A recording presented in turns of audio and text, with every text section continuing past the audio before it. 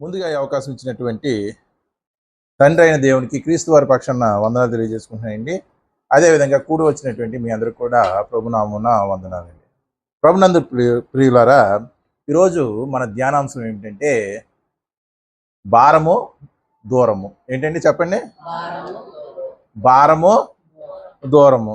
ఇదేదో physics lesson అనుకోకండి, ఇది ప్రసంగాంశమేనండి. భారము దూరము. ప్రభునందు ప్రియులారా, పరిశుద్ధ గ్రంథమైనటువంటి బైబిల్లో నుండి మత్తయి సువార్త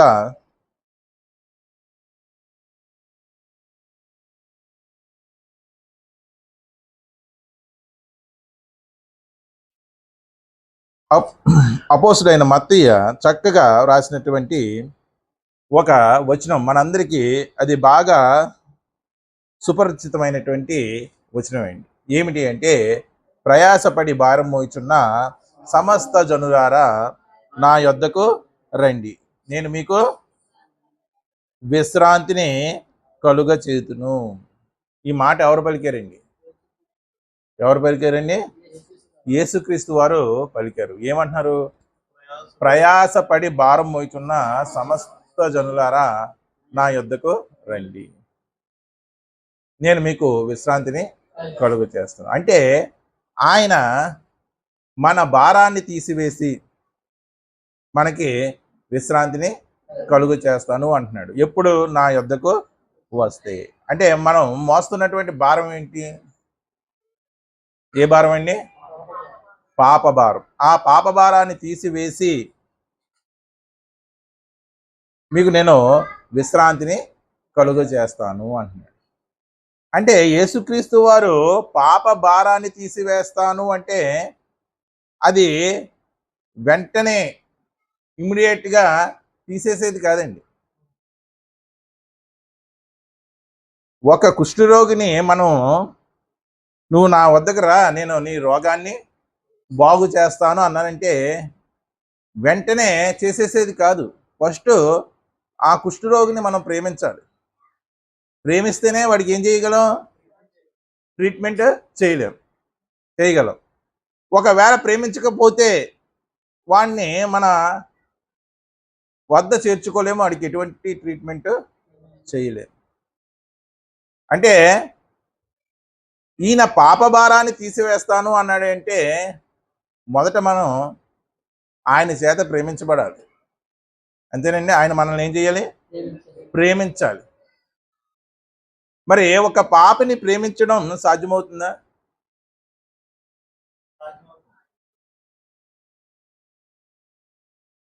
అంటే మనం చూడండి, మనకు మేలు చేసిన వారిని ఏం చేస్తాం? ప్రేమిస్తాం. మేలు చేయని వారిని దూషిస్తాం.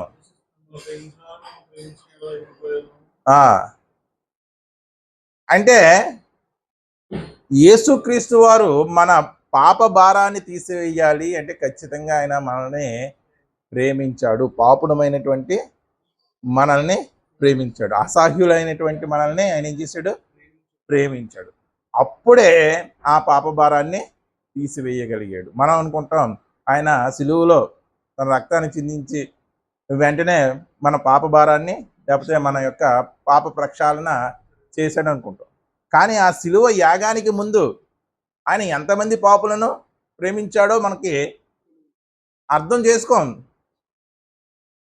ఆనాటి శాస్త్రులు పరిశీలు ఏమన్నారు? వీడు పాపులతోనూ సుంకరులతోనూ భోజనం చేస్తున్నాడు. అంటే పాపులతో కలిసి ఉంటున్నాడు, పాపులతో కలిసి భోజనం చేస్తున్నాడు అని అన్నారు. అంటే పాపులతో కలిసి పాపకార్యాలు చేస్తున్నాడు అని అర్థమా? కాదు. పాపులతో కలిసి వారిని ప్రేమించి వారిలో ఉన్నటువంటి పాపాలను ఏం చేస్తున్నాడు? తీసివేస్తున్నాడు. అంటే యేసు దగ్గరికి మనం వెళ్ళినంత మాత్రాన ఆయన వెంటనే మన పాపాన్ని తీసివేయడు.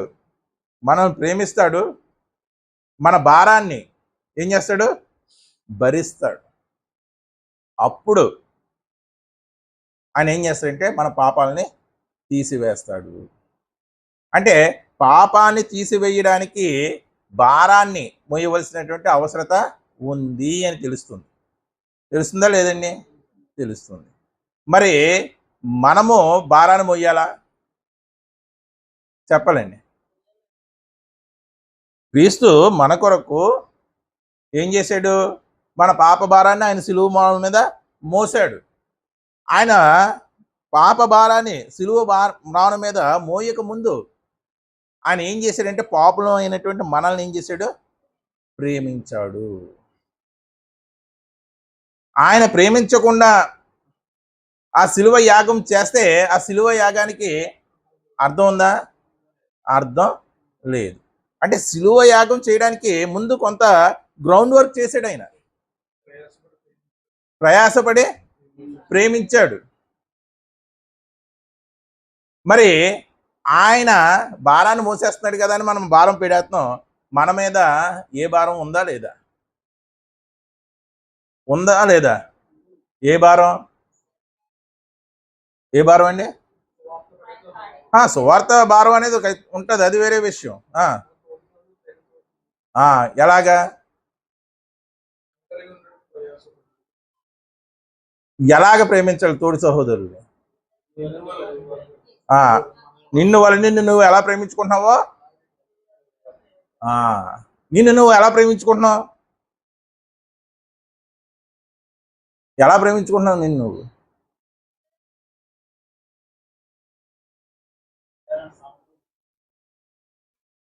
అది ప్రపంచంలో ప్రతి మానవుడు చేసేదే. క్రైస్తవుడైనటువంటి నువ్వు నిన్ను నువ్వు ఎలా ప్రేమించుకుంటున్నావు? నిన్ను వలే నీ పొరుగువాన్ని ప్రేమించమన్నాడు కదా. నిన్ను నువ్వు ఎలా ప్రేమించుకుంటున్నావంటే, నువ్వు ఏది చేస్తున్నా సరే నాదే రైట్, నువ్వు ఏది మాట్లాడుతున్నా సరే నా మాటే రైట్, నువ్వు ఏ విధంగా ప్రవర్తిస్తున్నా సరే నా ప్రవర్తనే రైట్ అని నువ్వు తప్పు చేస్తున్నప్పటికీ కూడా ఏం చేస్తున్నావు? సమర్థించుకుని నిన్ను నువ్వు ప్రేమించుకుంటున్నావు. సరే, మరి తోటి సహోదరుడు తప్పు చేస్తుంటే మరి నిన్ను వలే నువ్వు వాడిని ప్రేమించగలదేంటి? వెంటనే ఎత్తి చూపించేస్తావు. మరి ఎందుకు జరుగుతుంది అలాగా? నిన్ను వలే నీ పొరుగు వాడిని నిన్ను నువ్వు ఎలాగా ప్రేమించుకుంటున్నావు? తప్పు చేస్తున్నా సరే సమర్థించుకుని నిన్ను నువ్వు ప్రేమించుకుంటున్నావు. మరి ఎదుటివాడు తప్పు చేస్తుంటే వాళ్ళని ఎత్తి చూపిస్తున్నావు. అదే కదా యేసుప్రభు వారు ఉన్నారు. నీ సహోదరులు కంటిలో నలుసు తీసివేద్దామని నువ్వు అనుకుంటున్నావు, కానీ ముందు నీ కంటిలో ఏముంది? దూలం ఉంది. ముందు అది తీసుకుంటే, నువ్వు అది తీసేసుకుంటే తర్వాత నీ కంటిలో ఉన్నటువంటి, నీ సహోదరుడి కంటిలో ఉన్నటువంటి నలుసు నీకు తేట తెల్లం అవుతుంది అని చెప్పాడు. మనం ఏం చేస్తాం? ఆ దూలాన్ని తీయం. ఎప్పుడు కూడా ఎదటివాడి కంటిలో నలుసును తీయడానికే చూస్తాం. సరే, ఇదంతా ఎందుకు వచ్చింది? మనం మోయవలసినటువంటి భారం ఏమిటి? ఇప్పుడు నువ్వు తప్పు చేసి, తప్పుగా మాట్లాడి, తప్పుగా ప్రవర్తించి నువ్వు ప్రేమించుకొని సమర్థించేసుకుంటున్నావు. మరి ఎదుటివాడు తప్పు చేసినా, ఎదుటివాడు తప్పుగా ప్రవర్తించినా, ఎదుటివాడు తెలియక మాట్లాడినా వాడిని క్షమించి ప్రేమించేటువంటి గుణం ఏమైపోయింది? ఏమైపోయింది? అది ఈరోజు క్రైస్తవుల్లో కనుమరుగైపోతుందా లేదా? మరి క్రీస్తు పాపుల్ని ప్రేమించాడంటే అర్థం ఏమిటి? అసహ్యుల్ని ఆయన అక్కరకు చేర్చుకున్నాడంటే అర్థం ఏంటి? వారి యొక్క బలహీనతలన్నిటిని కూడా ఏం చేశాడంటే ఆయన భరించాడు. వారి తప్పులన్నిటిని కూడా ఆయన భరించాడు. మరి అటువంటి భరించవలసినటువంటి భారం మన మీద ఉందా లేదా? ఏ భారం మరి అది? ఏ భారం? ఒకరు ఉంటారండి, వాళ్ళు ఎవరి మాట వినరు, తమ మాట తప్ప ఇంకెవరి మాట వినరు. కనీసం వాక్యంలో ఇలా ఉందిరా బాబు అన్నా సరే పట్టించుకోరు. వాక్యంలో ఇలా ఉందిరా బాబు అన్నా సరే పట్టించుకోరు. చాలామంది ఎదుటివాడు చెప్తున్నా సరే వినలేని వాళ్ళని చూసి వీళ్ళని ఎలా భరిస్తున్నారండి అంట. ఏమంటారు? వీళ్ళని ఎలా భరిస్తున్నారండి అంటారు. అంటారా లేదా? ఎలా బేరు చేస్తున్నారండి అంటారు. కానీ అటువంటి వారిని సైతం భరించాలి అని చెప్తున్నాడు దేవుడు. ఎందుకంటే వాడికి చెప్పు, ఈరోజు కాకపోతే రేపు మారతాడు, ఈరోజు కాకపోతే రేపు కాకపోతే ఎల్లుండ మారతాడు. మనం మోయవలసింది సువార్త భారం ఒకటే కాదండి. సువార్త భారం ఒకటే మోసేస్తే సరిపోదు. మనం మోయవలసినటువంటి భారం చూడండి, అది ఎంత కష్టమో. గలతీయులు రాసినటువంటి పత్రిక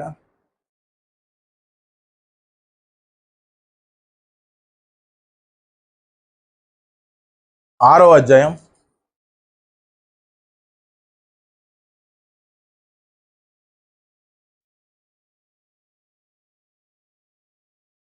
2వ వచనం. ఒకని భారమును ఒకడు భరించి ఇలా క్రీస్తు నియమమును పూర్తిగా ఏం చేయమంటున్నాడండి? క్రీస్తు నియమమును పూర్తిగా నెరవేర్చుడి. పూర్తిగా నెరవేర్చుడి. క్రీస్తు నియమాన్ని గలతీ 6:2 అండి. క్రీస్తు నియమాన్ని ఎలా పూర్తిగా నెరవేర్చాలంట? ఒకని భారమును ఒకడు భరించి. అంటే ఇప్పుడు ఒకడిని ఒకడు మోస్తూ భరించాలా? ఒకడిని ఒకడు ఎత్తుకోవాలా? మరి ఒకడు భారాన్ని ఒకడు భరించడం అంటే అర్థం ఏంటి? ఒకడి భారాన్ని ఒకడు భరించడం అంటే అర్థం ఏంటి?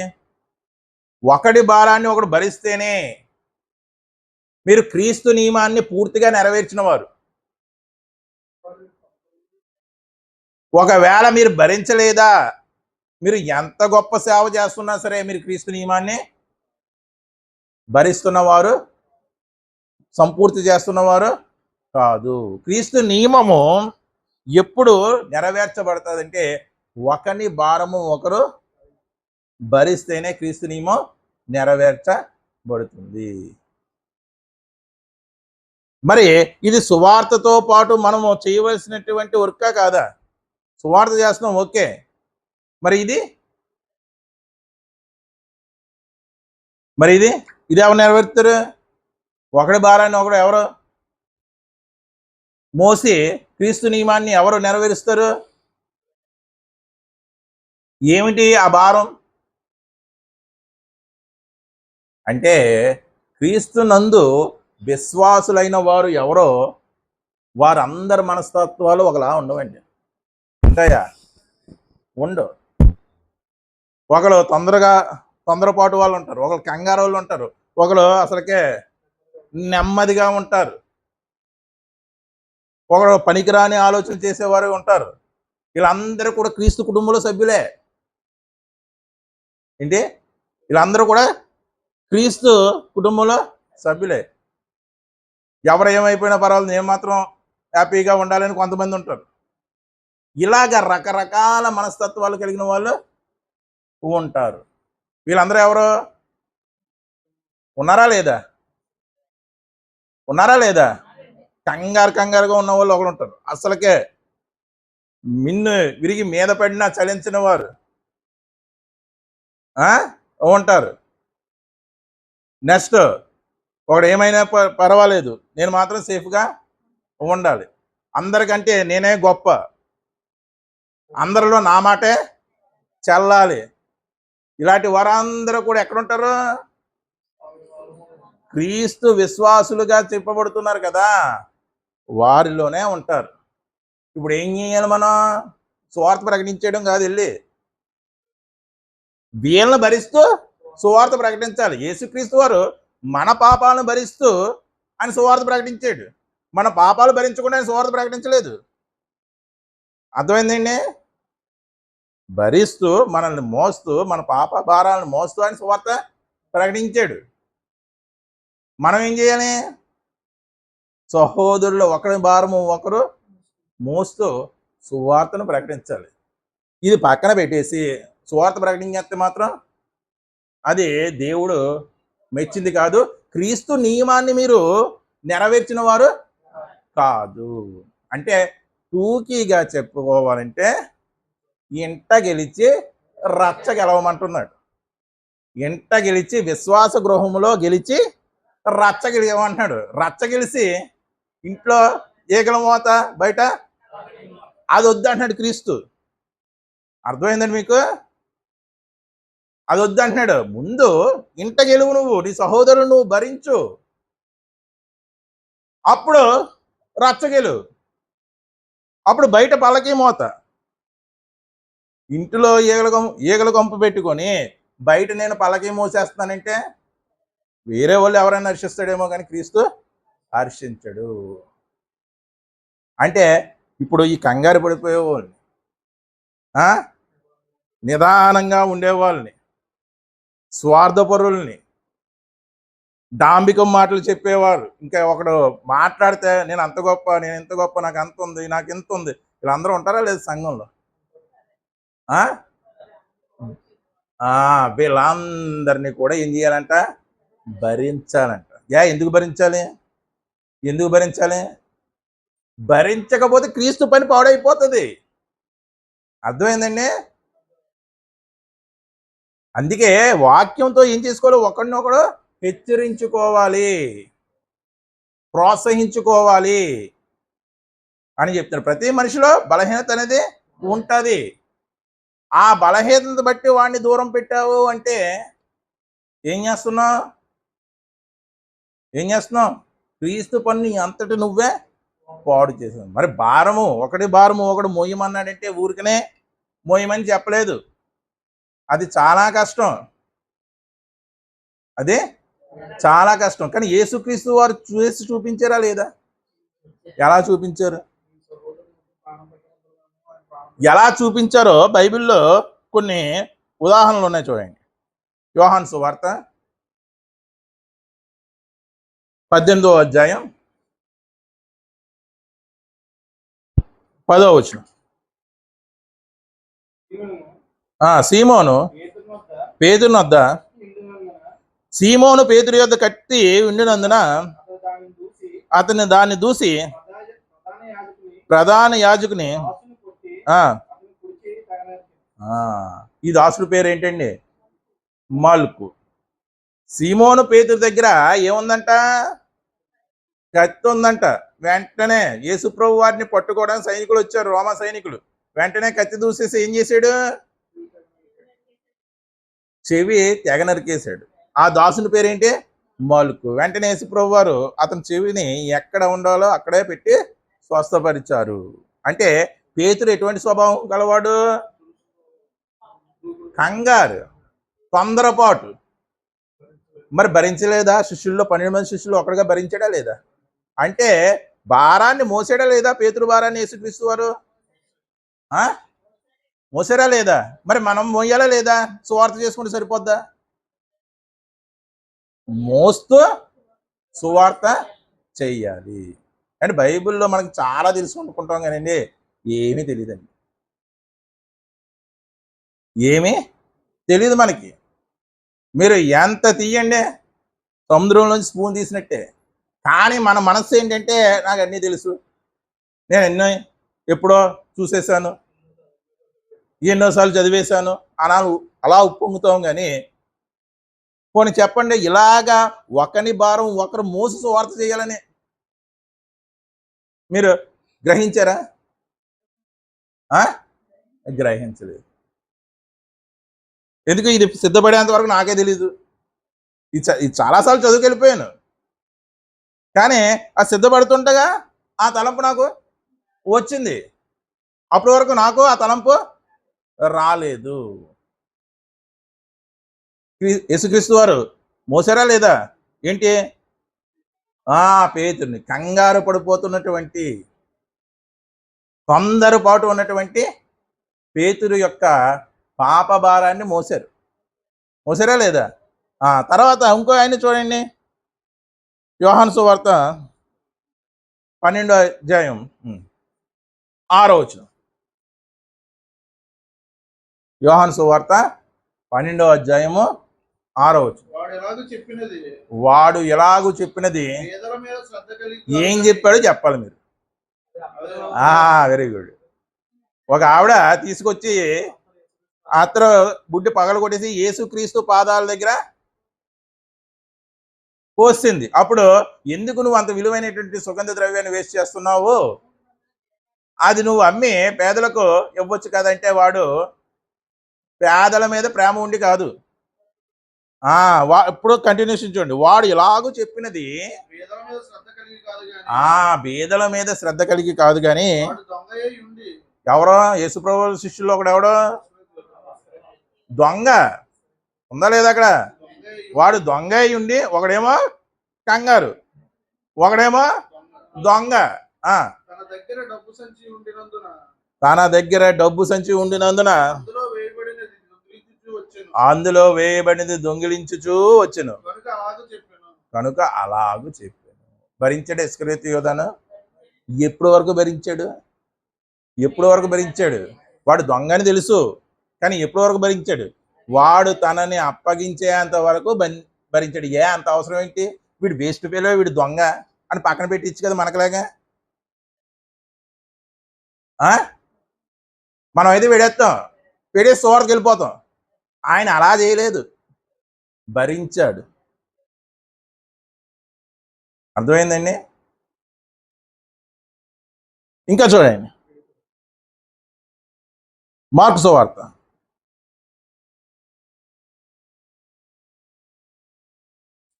3వ అధ్యాయం 16వ వచనం నుంచి చూడండి.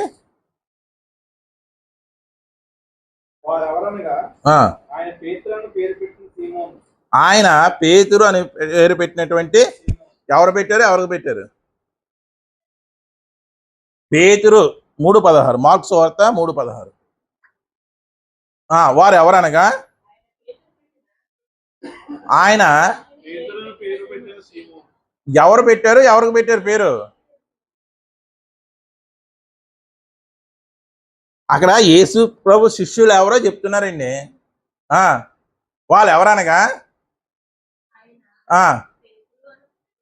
యేసుక్రీస్తు వారు సీమోనికి పేరు పెట్టారంట. ఏ పేరు? పేతురు అని పేరు పెట్టారంట. జబదయి కుమారుడగు యాకోబు, అతని సహోదరుడగు యోహాను,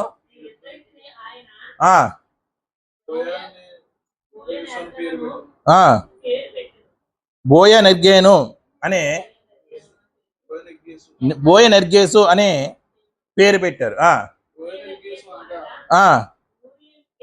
ఉరిమెడు వారు అని అర్థం. అంటే వీళ్ళిద్దరు ఎవరు? యాకోబు, జబదయి కుమారుడు యాకోబు, అతని సహోదరుడు యోహాను అనే వారు ఇద్దరికి కలిపి ఒకే పేరు పెట్టాడు యేసుప్రభు వారు. ఏంటిది? బోయనెర్గేసు. బోయ అంటే ఇద్దరికి కలిపి ఒక పేరు పెట్టాడు. చూడండి, ఆ పేరేంటి? ఎప్పుడన్నా ఈ బోయనెర్గేసు గురించి ఆలోచించామా? మేము చదివేసాం కదా, మేము వినేసాం కదా, మాకు తెలియదు ఏముంది అనుకుంటాం. బోయనెర్గేసు చదువుకుంటే వెళ్ళిపోతాం. బోయనెర్గేసు అంటే ఉరిమెడి వారు. వాళ్ళిద్దరూ ఎటువంటి స్వభావం కలవారంట? అగ్రెసివ్నెస్. ఎటువంటి వారండి? చాలా అగ్రెసివ్గా ఉంటారు, దూకుడు స్వభావం. అందుకే ఏం పేరు పెట్టాడు? వారి యొక్క స్వభావాన్ని అనుసరించి ఊరిమెడి వారు. అంటే దూకుడు స్వభావం ఉన్నవారిని కూడా భరించాడా లేదా? అంటే ఎంతమందిని చూసాం ఇప్పటికి? నలుగురిని చూసామండి. పేతురు, యోధా, యాకోబు, యోహాను. వీళ్ళిద్దరు ఎవరు? యాకోబు, యోహాను జబదయి కుమారులు. వీళ్ళిద్దరికి కలిపి ఇద్దరు కలిపి ఒకే పేరు పెడతాం మనం. వాళ్ళిద్దరు తోడు దొంగలు అంటారు. ఏంటి? వాళ్ళిద్దరికి ఒకే పేరు పెడతాం, లేదా దొందే. బోయనెర్గేసు అంటే ఉరిమెడి వారు. అంటే యేసుప్రభు వారి యొక్క శిష్యుల్లో కంగారు పడిపోయే వాళ్ళు ఉన్నారు. నెక్స్ట్ దొంగ ఉన్నాడు, అగ్రెసివ్ స్వభావం కలిగినటువంటి వారు కూడా ఉన్నారు. భరించాడైనా భరింతూ వస్తూ సువార్త చేసాడు. మరి మనం ఈరోజు ఏం చేస్తున్నాం? భరించలేకపోతున్నాం. సంఘంలో లేకపోతే విశ్వాస గృహంలో మనం పరిగెడతాం విశ్వాసంలో. మరి ఎదటోడు పరిగెడుతున్నాడు లేదు చూసుకోవాలి కదా. వాడికి ఏం అవ్వాలి? సమయం ఇవ్వాలి. వాడికి ఏం చేయాలి? సమయం ఇవ్వాలి. నువ్వు చేసేస్తున్నావు, నువ్వు పరిగెడేస్తున్నావు అంటే కుదరదు. వాడిని కూడా నీతో నడిపించాలి. నువ్వు రాగలుగుతున్నావు, ఎదుటోళ్ళు రాలేకపోతున్నారు. వాళ్ళ బలహీనతను అర్థం చేసుకుని నువ్వు ఏం చేయాలి? వాళ్ళని రప్పించేలాగా చెయ్యాలి. అంతేగాని కత్తి వేసినట్టు ఇలాగే జరిగిపోవాలి, ఈ సమయానికే జరిగిపోవాలి, ఇక్కడే జరిగిపోవాలి అంటే అది కుదరని పని. విశ్వాస గృహంలో కుదరని పని. యేసుక్రీస్తు వారి శిష్యుల్లోనే కుదరలేదు. అది కుదిరిందా? అందుకే ఒకడి భారాన్ని, ఒకడి మనస్తత్వాన్ని ఒకడు భరించుకుంటూ క్రీస్తు నియమాన్ని మీరు ఏం చేయాలి? సంపూర్తి చెయ్యాలి. లేకపోతే ఏమవుతుంది? క్రీస్తు పని పాడైపోతుంది. 10 మంది కలిసి ఉన్నారండి. ఆ 10 మంది కూడా ఏం చెయ్యాలి? ఒకడి యొక్క బలహీనతను ఒకడు మొయ్యాలి. అంటే దాన్ని బలహీనతను సమర్థించమని కాదు. ఒకడు లేటుగా వచ్చేవాడు ఉంటాడు, ఒకడు తొందరగా వచ్చేసేవాడు ఉంటాడు, ఒకడు చెప్తే అర్థం చేసుకునేవాడు ఉంటాడు, ఒకడు అసలు ఎన్నిసార్లు చెప్పినా అర్థం చేసుకునేవాడు ఉంటాడు. వీళ్ళందరినీ కూడా సమన్వయపరచాలి. అలా సమన్వయపరిచి క్రీస్తు నియమాన్ని ఏం చేయమంటున్నాడు? నెరవేర్చాలి. సమన్వయపరచకపోతే నువ్వు క్రైస్తవుడివే కాదు. నువ్వు ఎంత గొప్ప సేవ చేసే. టీచర్ ఉన్నాడండి, ఫస్ట్ క్లాస్ స్టూడెంట్స్ని ఉద్దేశించి పాఠం అలా చెప్పుకుంటూ వెళ్ళిపోతే మరి డల్లర్స్ ఏమవుతారు? ఇప్పుడు డల్లర్స్ చెప్పేది ఒకలా ఉంటుంది, వాళ్ళకి ప్రతిదీ విడమర్చి చెప్పాలి. చెప్పింది 2 సార్లు చెప్తా ఉండాలి. క్లవర్ స్టూడెంట్ కాదు, అవసరం లేదు. ఒకసారి చెప్పుకుంటే పోతే వాడికి అర్థమైపోద్ది. మధ్యలో ఉన్న వాళ్ళు కూడా ఉంటారు, ఆర్డినరీ స్టూడెంట్స్. వాళ్ళకి ఈ రెండింటినీ సమన్వయపరుస్తూ చెప్పాలి. అప్పుడే వాడు ఖచ్చితమైనటువంటి టీచరు లేకపోతే బోధకుడు అనిపించుకుంటాడు. నేను క్లవర్ స్టూడెంట్స్నే దృష్టిలో పెట్టుకుని చెప్పేస్తానంటే ఆ క్లాస్ ఏమైపోద్ది? ఎడ్ల బండి ఉందండి, వాడు స్పీడ్గా పరిగెట్టగలదు, వాడు కొంచెం స్పీడ్ తక్కువ పరిగెట్టగలదు. ఈ స్పీడ్గా పరిగెట్టేది ఏం చేయాలి? దీన్ని అనుసరిస్తూ దీని అడుగులో ఉండాలి. లేకపోతే ఏమవుతుంది బండి? సంఘం కూడా అంతే. అందుకే చెప్తున్నాడు చూడండి, ఒకని భారములను ఒకడు భరించి ఇలాగు క్రీస్తు నియమమును పూర్తిగా, మీరు ఇంకా పూర్తిగా చేయడం లేదు. ఒకడి భారాన్ని ఒకడు భరించడం లేదు. పూర్తిగా క్రీస్తు నియమము అంటే ఏంటండి? నియమము అంటే ఏంటి? సూత్రము. నియమం అంటే సూత్రము, ఫార్ములా. ఇప్పుడు నియమాన్ని నువ్వు పూర్తిగా నెరవేర్చడం లేదంటే లెక్క తప్పిపోతున్నావా లేదా? నువ్వు లెక్క తప్పిపోతున్నావా లేదా? ఖచ్చితంగా తప్పిపోతున్నావు. నువ్వు ఒకడి బలహీనతను భరించకపోతే, సమర్థించడం కాదండి, భరించడం వేరు, సమర్థించడం వేరు. సమర్థించమని చెప్పడం లేదు క్రీస్తు, భరించమని చెబుతున్నాడు. ఒకడు తాగుతూ వాక్యం దగ్గరికి వచ్చేస్తున్నాడు, వాడిని ఏం చేయాలండి? వాడిని రానివ్వాలా, వాడిని వెలగొట్టాలా? చెప్పాలండి. అది రానిచ్చి వాక్యము ద్వారా ఖండించి బుద్ధి చెప్పాలి. వాడిని సమర్థించకూడదు, కానీ వాడిని భరించాలి. ఏం చేయాలి? భరించాలి. ఒకడు దొంగని తెలుసు, అయినా సరే వాడిని ఏం చేయాలి? మన జాగ్రత్తలో మనం ఉంటూ వాడిని భరించాలి. అప్పుడే మనం క్రీస్తు నియమాన్ని పాటించాలి. మరి క్రీస్తు కూడా దొంగను భరించాడా? క్రీస్తు కూడా భరించాడా లేదా? భరించాడు. ఇది చేస్తున్నామండి అసలుగా చెప్పాలండి. సంఘాల్లో ఇది ఉన్నాయా? లేదు. అందుకే సంఘం ఏమవుతుందంటే ఒక మనస్తత్వం గలవారందరూ కూడా ఒక గ్రూప్ అయిపోతున్నారు. ఒక మనస్తత్వం గలవారంతా అలాగా. సంఘాలు ఎన్ని గ్రూపులు ఉంటున్నాయి ఇప్పుడు? ఒకే సంఘంలో 4-5 గ్రూపులు ఉంటాయి. పాస్టర్కి అనుకూల వర్గం ఒకటి ఉంటుంది, పాస్టర్కి ఖచ్చితంగా ఉంటుందండి. వ్యతిరేక వర్గం ఒకటే ఉంటుంది. ఎందుకు వస్తుంది అలాగా? సంఘం ఎందుకు అలా చీలిపోతుంది? ఐక్యంగానే ఉంటారు, మళ్ళీ ఎందుకు చీలిపోతుందంటే ఒకడి భారాన్ని ఒకడు భరించలేకపోతున్నాడు కాబట్టి. ప్రభునందు ప్రియులరా, ఇది ఒకడి భారాన్ని ఒకడు భరించడము అంటే. ఇంకా ఆలోచిస్తే మనం ఈ రకరకాల మనస్తత్వాలు ఎందుకు కలిగి ఉంటారు మనుషులు?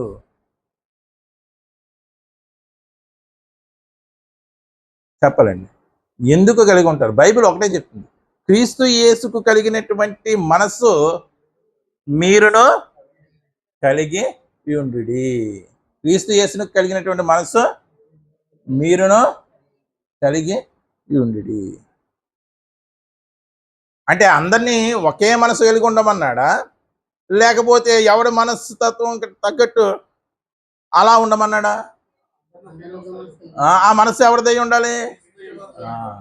అంటే ఈ క్రీస్తు యేసు మనసు ధరించుకునేంత వరకు కొంత సమయం పడుతుంది. ఆ సమయం వరకు కూడా మనం ఏం చేయాలండి? భరించాలి. అందరూ క్రీస్తులు అయిపోతే ఇంక సువార్త ఎందుకండి? అందరికీ క్రీస్తు యేసు కలిగినటువంటి మనస్సు ఉంటే ఇంకా వాక్యం ఎందుకండి?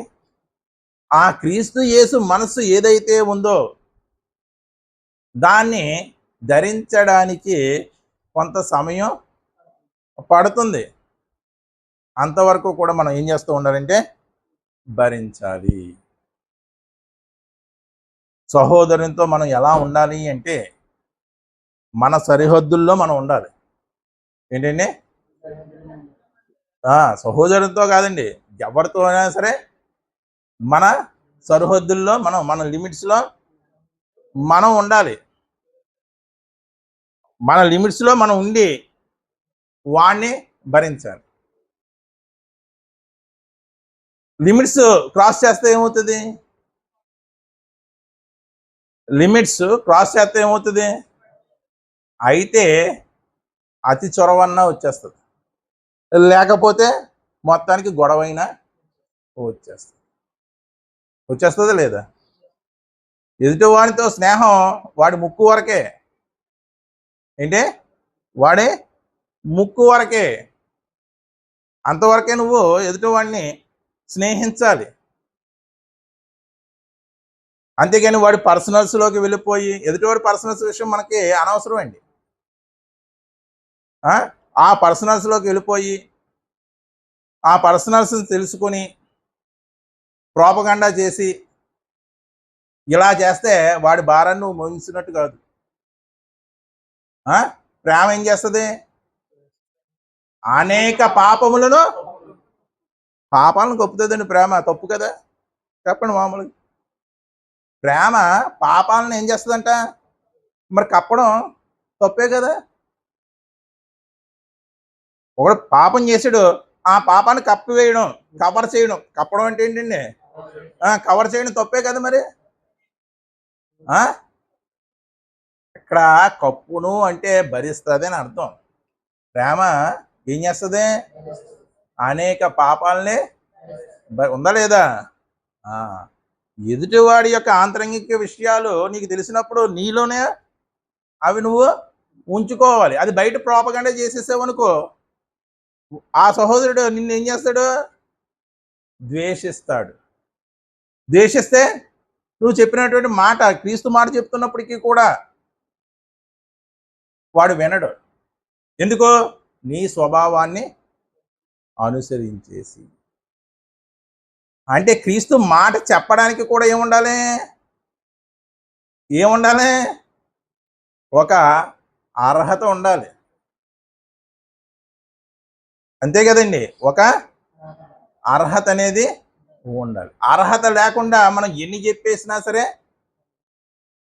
అది ఎంత చక్కని మాట అయినా సరే వారు వినరు. నేను దొంగ అండి, దొంగతనం చేయకూడదని చెప్తున్నాను, వింటారా మీరు? వింటారా? వినరు. ఏ? ఫస్ట్ నేను మానేయాలి కాబట్టి. అర్థమైందండి? అలాగా మనము మన క్యారెక్టర్ని పోగొట్టేసుకుని మనం ఎంత సువార్త ఇతరులకు చెప్పేసినా సరే వారికి అది ఎక్కదు.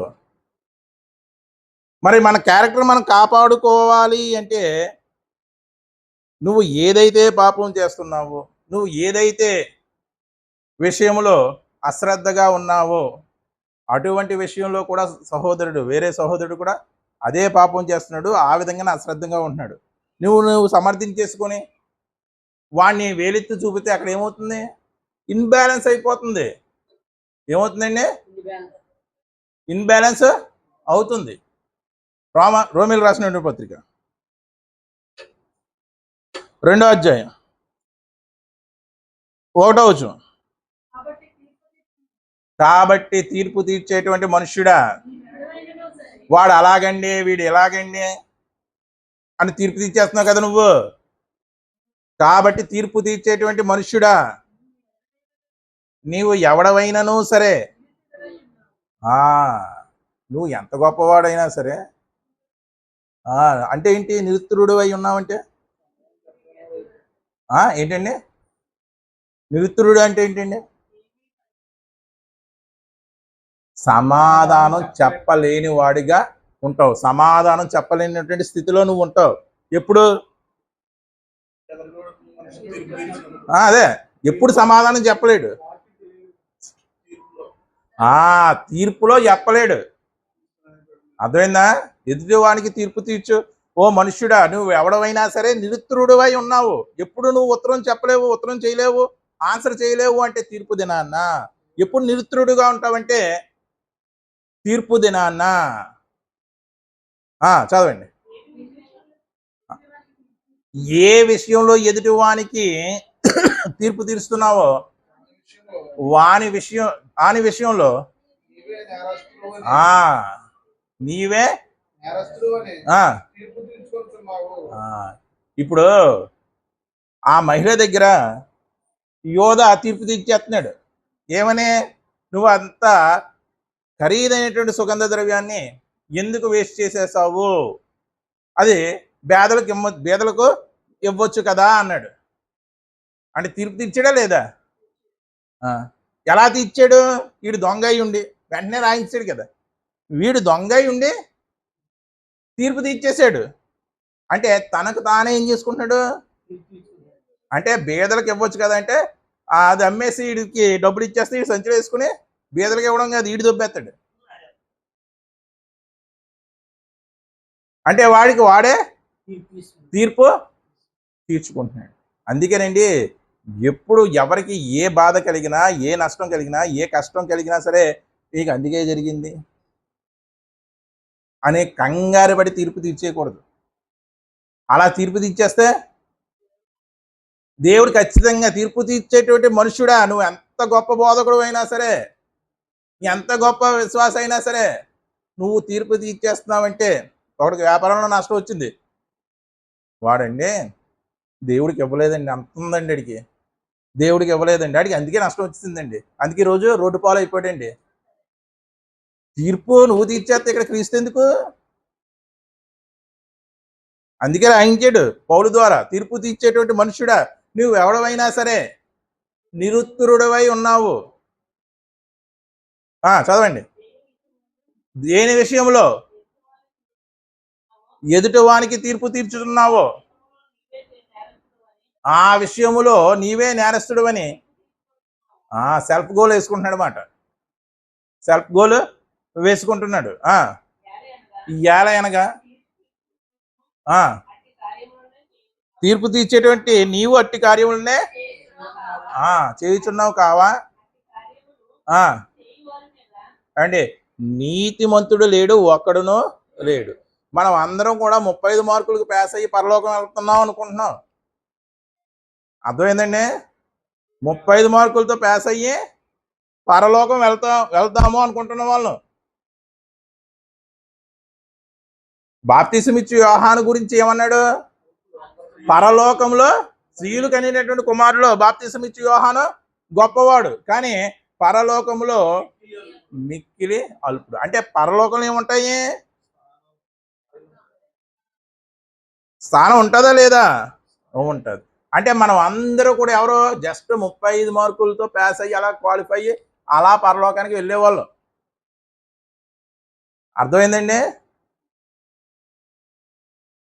ఇప్పుడు మనము ఇటువంటి వారం, మరి మనమే తీర్పు తీర్చేస్తే మరి ఇంకా పౌలు ఎలా తీర్చాలి? 100 మార్కులు వచ్చినవాడు.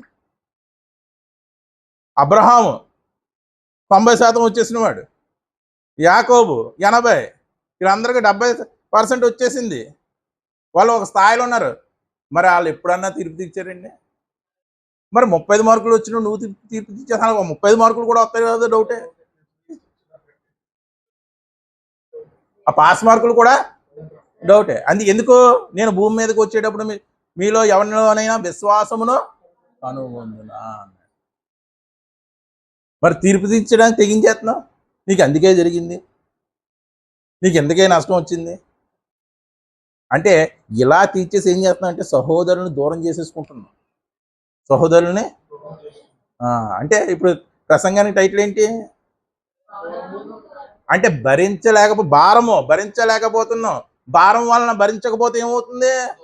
దూరం అయిపోతున్నావు. ఎవరికి దూరం అయిపోతున్నావు? యేసుక్రీస్తు వారికి దూరం చేసేస్తున్నావు. నువ్వే చేసేస్తున్నావు. అందుకే ఖచ్చితంగా ఏం చేయమంటున్నాడు? భరించాలి అని చెప్తున్నాడు. చదవండి. ఇంకా అట్టి కార్యములు చేయువారి మీద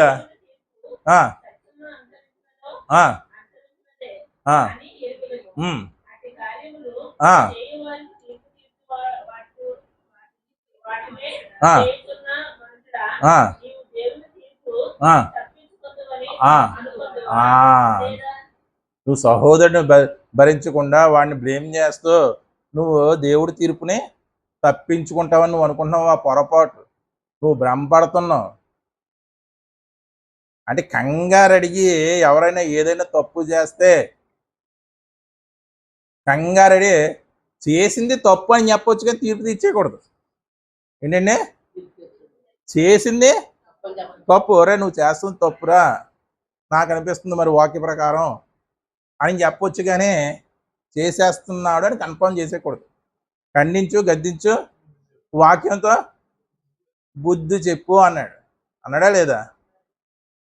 అంటే చేస్తున్న దాన్ని ఏం చేయాలి? మనం వాక్యంతో సరిపోల్చి చెప్పాలంతే. దీనివలన నువ్వు తీర్పు తీర్చేసి నీకు నరకం వచ్చేద్ది. పాపుల్లో ప్రథమ లిస్టులో నువ్వే ఉంటావు, ప్రథమ స్థానం నీదే అని ఎటువంటి పరిస్థితుల్లో కూడా చెప్పకూడదు. మరో వచనం చూడండి. గలతీయులకు రాసినటువంటి పత్రిక 6వ అధ్యాయం 1వ వచనం. సహోదరులారా, ఒకడు ఏ తప్పిదములోనైనాను చిక్కుకునే ఎడల, ఏ సంబంధంలో అంట మనం? ఆత్మ సంబంధులైతే, మీరు ఆత్మ సంబంధులైతే ఎవడైనా ఏ తప్పిదములోనైనా చిక్కుకొనిన ఎడల, ఆత్మ సంబంధులైన మీలో ప్రతివాడు తానును శోధింపబడుదునేమో. ఒకడు లేటుగా వచ్చాడండి, వాడు మొత్తానికి రాలేదు. అప్పుడు ఏం చేయాలి? అదే చెప్తున్నాడు. సహోదరులారా, ఒకడు ఏ తప్పిదములో అయినా చిక్కుకుని ఎడలా, లేటుగా వస్తే ఒక టైం పెట్టుకుని ఆ టైంకి రాకపోతే తప్పిదమా కాదా? తప్పిదమే. మొత్తానికి రాకపోయినా తప్పిదమే.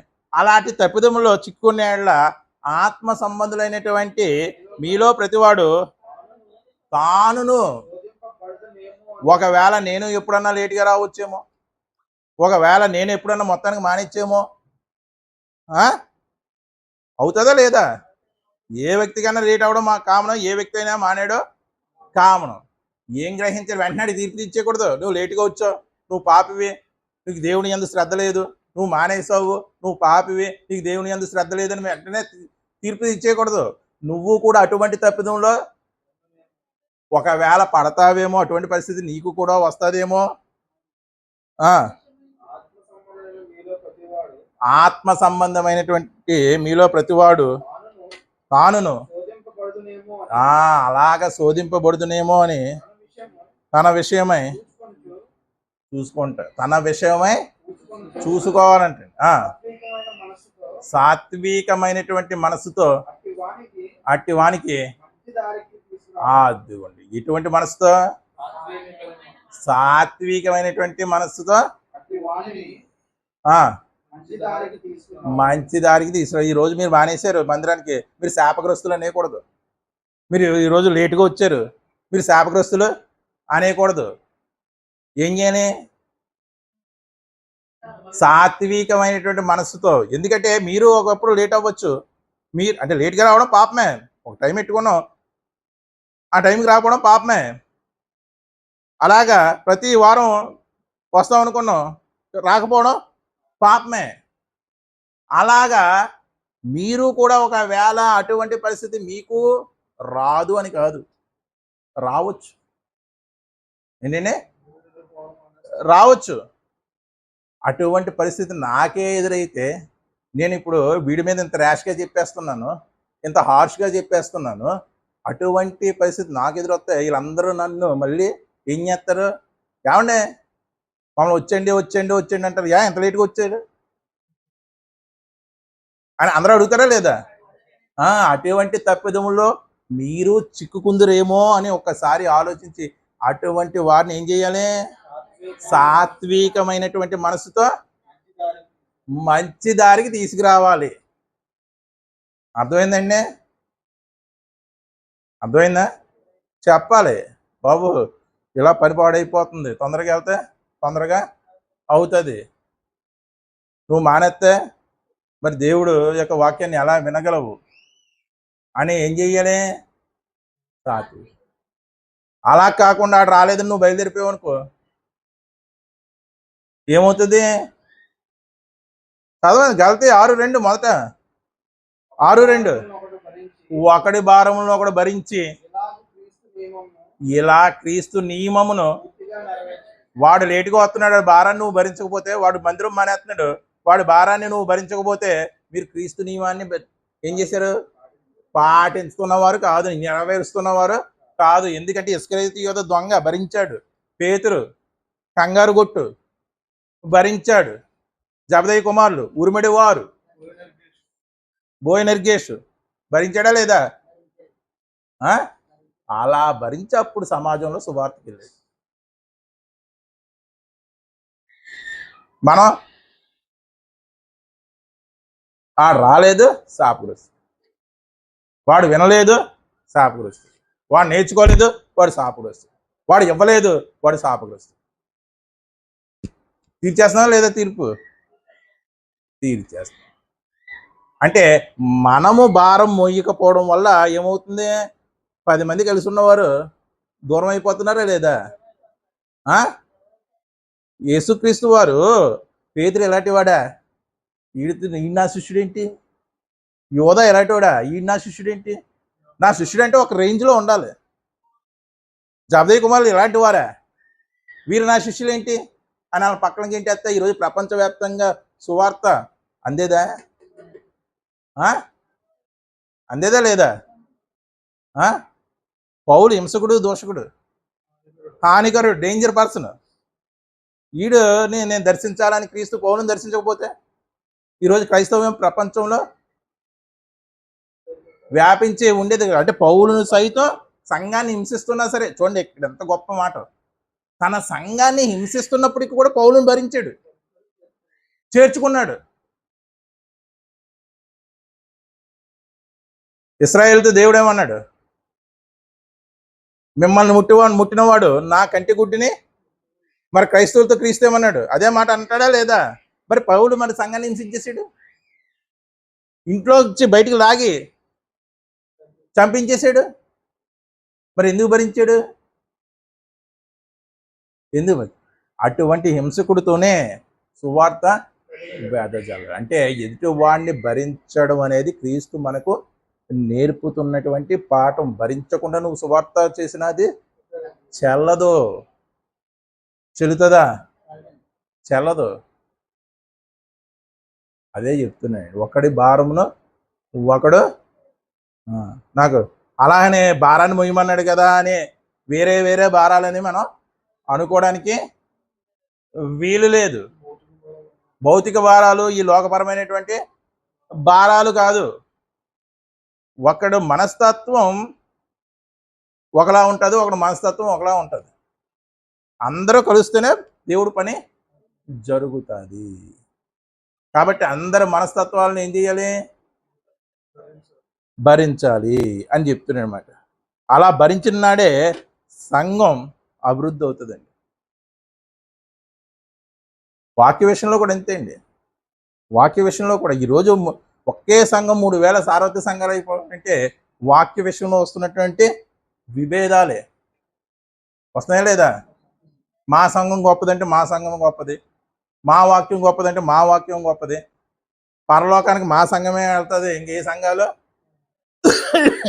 వెళ్ళవు అంటున్నారు. ఏంటి అంటే ఎదుటివాడు వాక్యంలోనే ఉన్నాడు, ఆ వాక్యాన్ని అర్థం చేసుకునే కొంత పొరపాటు పడుతున్నాడు. వాడిని కూడా ఏం చేయాలి? నువ్వు చెప్పాలండి, భరించాలా లేదా? మొత్తాన్ని వాడిని దూరంగా పెట్టేనా? సాత్వికంతో వాడిని చెప్పి మంచిదానికి తీసుకురావాలి.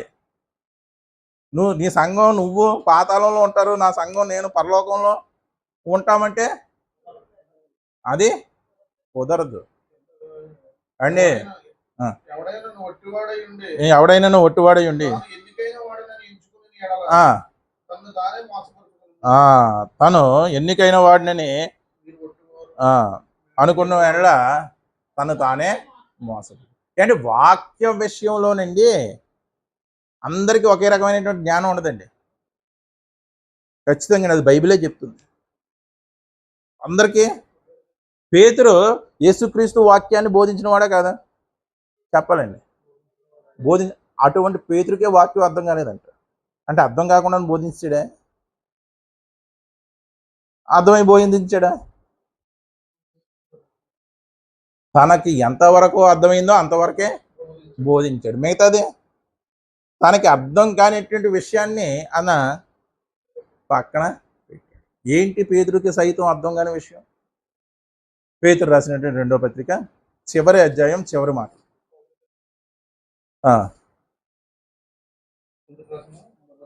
2వ పత్రిక చివరి అధ్యాయం చివరి మాట.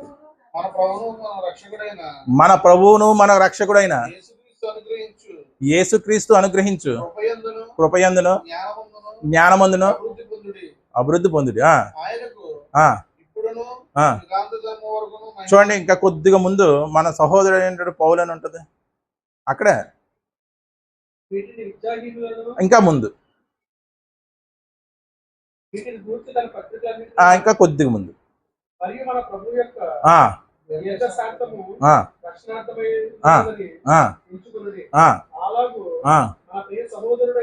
మన ప్రియ సహోదరుడైనటువంటి పౌలు కూడా తనకు అనుగ్రహింపబడిన దేవుడు ఒక్కొక్కరికి ఒక స్థాయి జ్ఞానం ఇస్తాడు. పౌలు తనకు అనుగ్రహించబడినటువంటి జ్ఞానం చెప్పున మీకు రాసి ఉన్నాడు. వీటిని గూర్చి తన పత్రికలన్నిటిలోనూ బోధించుతున్నాడు. అయితే వాటిలో కొన్ని సంగతులు గ్రహించుటకు అది ఎవరు చెప్తున్నాడు ఈ మాట? అంటే పేతురుకు కూడా కష్టమా కాదా గ్రహించడం? కష్టమైనవంట. వీటిని విద్యావిహీనులను అస్థిరులైన వారును తక్కిన లేఖనములను అపార్థం చేసుకున్నట్లు తమ స్వకీయ నాశనముకు అపార్థము చేయుదురు. అంటే వాక్య విషయములో కూడా వాక్యము సంపూర్ణంగా తెలియని వాడి పట్ల మనం ఏం చేయాలండి? వాడి భారాన్ని కూడా మనం మోయాలి. ఒరే ఇలా కాదు, ఇది ఇలాగా, ఒక్కసారి నువ్వు ఆలోచించు అని చెప్పాలి. అంటే ఇక్కడ మోయవలసింది ఏంటి? మనస్తత్వ విషయంలో ఒకడు భారాన్ని మోయాలి, వాక్య విషయంలో మొయ్యాలా లేదా? ఖచ్చితంగా. ఎందుకే 3000 సంఘాలు అయిపోయినాయి. వాక్య విషయంలో ఒక ఐక్యమత్యం లేకపోవడం వల్ల ఏమైంది? 3000 సంఘాలు అయిపోయాయి. 3000. ఎవరి బోధ వాడిది, ఎవరి విశ్వాసం వాడు. మరి బైబిల్ ఏం చెప్తుంది? విశ్వాసం ఒకటే, బాప్తిసం ఒకటే, అందరికీ తండ్రి అయినటువంటి దేవుడు ఒక్కటే అని చెబుతుంటే మరి ఇన్ని వేల సంఘాలు ఎందుకు వచ్చేసినాయి? భరించలేకపోవడం వల్ల. బాబు నిన్ను నేను భరించలేను, నీ సంఘ సిద్ధాంతం నీది, నా సంఘ సిద్ధాంతం నాదేని 3000 శాఖలు అయిపోయాయి. దీని వెనకాల అపవాది తంత్రం ఉందా లేదా? 3000 శాఖలు చేసేటువంటి తంత్రం ఉందా లేదా? ఒక్క బైబిల్నే ప్రతి ఒక్కడికి ఒకే విధంగా అర్థం అవ్వనివ్వకుండా ఏం చేసేసాడు. ఎందుకంటే మనము వాక్యంలో కొద్దిగా వెనకబడిన వారి పట్ల మనం భారము వహించలేకపోతున్నాము. వాడికి తెలుసు కొంత, నీకు ఏమీ తెలీదు, మీకు ఏమీ తెలీదు, మీరు చెప్పేదంతా తప్పే అంటే వాడు ఇంకా మనం మాట్లాడే ఏం చేస్తాడు? మనలో కూడా చాలామంది అలా ఉన్నారండి. సత్యం తెలిసిన వారు కూడా కొద్దిగా అసత్యంలో ఉన్న వారిని ఒక హీన స్వభావంలో చూసేవారు ఉన్నారు. అంటే వీళ్ళు దేన్ని బట్టి ఉప్పొంగుతున్నారు? జ్ఞానం ఏమవుతుందంట? రాయించడా లేదా? జ్ఞానం ఏమవుతుందంట? ఉప్పొంగు. ప్రేమ సహిస్తుంది. ప్రేమ ఏం చేస్తుంది? అలాగే భరించమంటున్నాడు, అలాగే సహించమంటున్నాడు. అంటే ఒకని భారాన్ని ఒకరు మొయ్యాలా లేదా? అలా మోసి అప్పుడు మనం సువార్త ప్రకటిస్తే అది దేవుడు మెచ్చేటువంటి పరిపూర్ణమైనటువంటి సువార్త. ఎదటి వాడిని భరించకుండా నువ్వు ఎంత భక్తి చేసేసినా ఆ భక్తి వ్యర్థమే. భారము దూరం. భారం ఎవరు మోయాలి? భారం మోస్తే దగ్గర అవుతారు, భారం మోయకపోతే మరి ఏది సులువు? మోయడం సులువా, మోయకపోవడం సులువా? ఏది సులువు? మోయకపోవడమే సులువు. మనం ఎప్పుడు కూడా ఏది ఎంచుకుంటాం? సులభమైనటువంటి మార్గాన్నే ఎంచుకుంటాం. అందుకే మనం పలుకులతో మాత్రమే చెప్తాం కానీ ప్రవర్తనతో చెప్పాం. దేవుడు పలుకులతో వినేటువంటి వాడు కాదు, ప్రవర్తనతో సరిచూసేటువంటి వాడు. దేవుని త్రాసులు ఏమవుతావు? పలుకుండి ప్రవర్తన లేకపోతే తేలిపోతావు. దేవుడేం తింగరోడు కాదండి. ఆయన తెలుసు నువ్వు ఎదటవాడిని భరిస్తున్నావా, భరించలేకపోతే ఇంత గయ్యాలి భార్యతో ఎలా భరిస్తున్నావు, లేకపోతే ఇంత శాడిస్ట్ భర్తతో ఎలా భరిస్తున్నావు అంటే భరించాలి, తప్పదు. ఒక వ్యభిచార కారణము తప్ప స్త్రీని పురుషుడు ఎటువంటి పరిస్థితుల్లో కూడా పిల్ల రాకాసులు వీళ్ళని ఎలా భరిస్తున్నారు అంటారా లేదా? అయ్యో బాబు, మీ పిల్లల్ని ఎలా భరిస్తున్నారండి, మీ భర్తనే ఎలా భరిస్తున్నారండి, మీ భార్యని ఎలాగా భరిస్తున్నారండి. అంటే వారి భారాన్ని కూడా మనం ఏం చేయాలి? భరించేవాడే. భరించేది భార్య కదా, భరించేది భార్య, భరించేది భర్త. ఇద్దరిని భరించేది క్రీస్తు, అందరినీ భరించేది తండ్రి అయినటువంటి దేవుడు. ఖచ్చితంగా మనం ఏం చేయాలంటే ఒకడి మనస్తత్వాన్ని ఒకడు ఖచ్చితంగా ఒకడు బలహీనతలని ఒకడు భరించాలి. అంతేగాని వాడి బలహీనతలో మనం వెళ్ళిపోకూడదు. వాడు తాగుతున్నాడని వాడితో పాటు మనం, వాడు దొంగతనం చేస్తున్నాడు వాడితో పాటు మనం నూనె రాసుకొని దొంగతనానికి వెళ్ళిపోకూడదు. భరించమన్నాడు కదా అని వాడిని నెమ్మదిగా ఏం చేయాలి? మాన్పించాలి. ఇప్పుడు 5వ తరగతి పిల్లలు హై స్కూల్కి వచ్చినప్పుడు కొంచెం వెరైటీగా ఉంటారండి వాళ్ళు. క్లాస్ రూమ్లోనే తినేస్తూ ఉంటారు అన్నీ. భోజనం సమయం వాళ్ళకి కొద్దిగా ముందు ఉంటుంది, వీళ్ళు భోజనానికి కంగారెడిపోతుంది ఆకలి వేసేసి. అలాగనే వాళ్ళని కొట్టేసి తిట్టేసి చేసేయకూడదు. ఏం చేస్తాం? ఈ హై స్కూల్ పద్ధతి అలవాటు అయ్యేంత వరకు 6వ క్లాసు అంతా కూడా వాళ్ళని భరించాలి, 7వ క్లాసు కూడా కొద్దిగా భరించాలి, 8వ క్లాస్ నుంచి వాళ్ళని వాయించాలి. అర్థమైందండి? అదే సేమ్ పద్ధతిలో మనము కూడా అందరూ బలహీనతలు కలిగిన వారి పట్ల ఏం చేయాలండి? భారము కలిగి ఉండాలి. లేకపోతే ఏమవుతారు? వాళ్ళు క్రీస్తుకు దూరం అయిపోతారు. కాబట్టి అర్థం చేసుకుంటారని దేవుడు మనకి ఈరోజు ఈ వాక్యాన్ని వినిపించాడు. ప్రార్థన చేసుకుంటాం.